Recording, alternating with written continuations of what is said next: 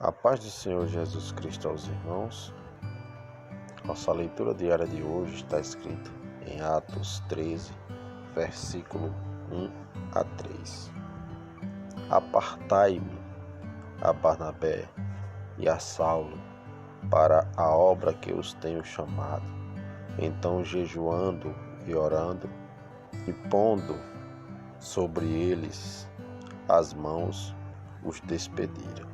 O texto afirma que havia mais homens capacitados para continuar o trabalho de pastorear a igreja em Antioquia e relaciona 5 homens que ministravam na igreja: Barnabé, Atos 4, 36, 37, capítulo 9, verso 27, capítulo 11, versículos 22 a 26, Simeão, que talvez fosse da África, uma vez que tinha o sobrenome Níger, o negro, Lúcio de Cirene, que talvez tenha sido um dos fundadores da igreja em Antioquia, Atos 11:20, Manaé, um amigo íntimo, ou talvez o irmão adotivo de Herodes, Antipas, que havia mandado matar João Batista, e o quinto, Saulo, mais tarde, Paulo, o último da lista, mas que em breve seria o primeiro. Isso significa dizer que a igreja em Antioquia já havia formado liderança e tinha condições de seguir em frente.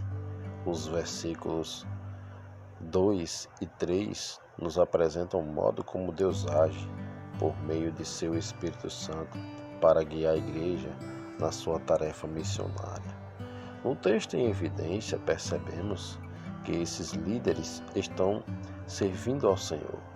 Não são pessoas indiferentes à obra da igreja.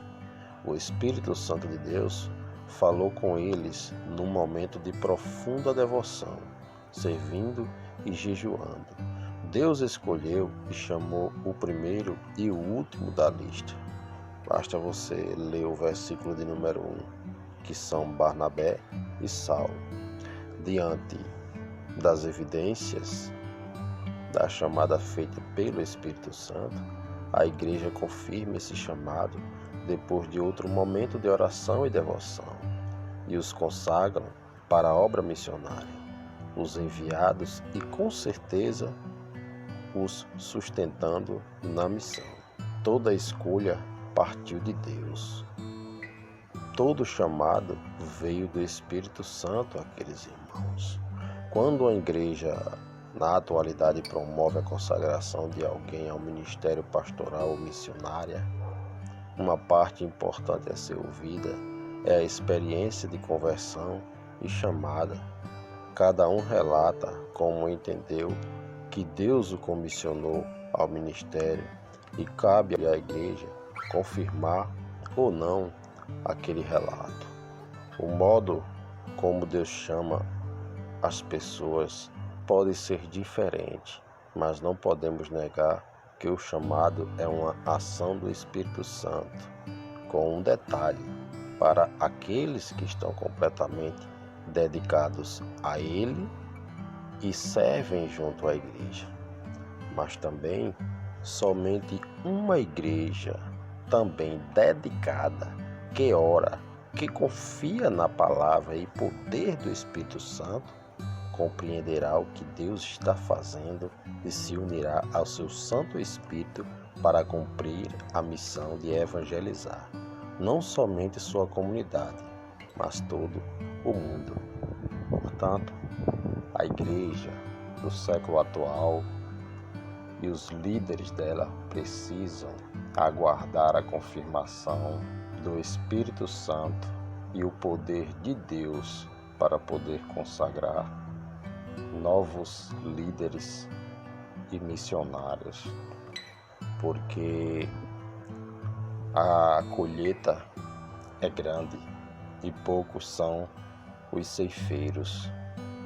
Uma vez ou outra aparecem ceifeiros que querem fazer a obra, mas sua experiência com Cristo é praticamente zero.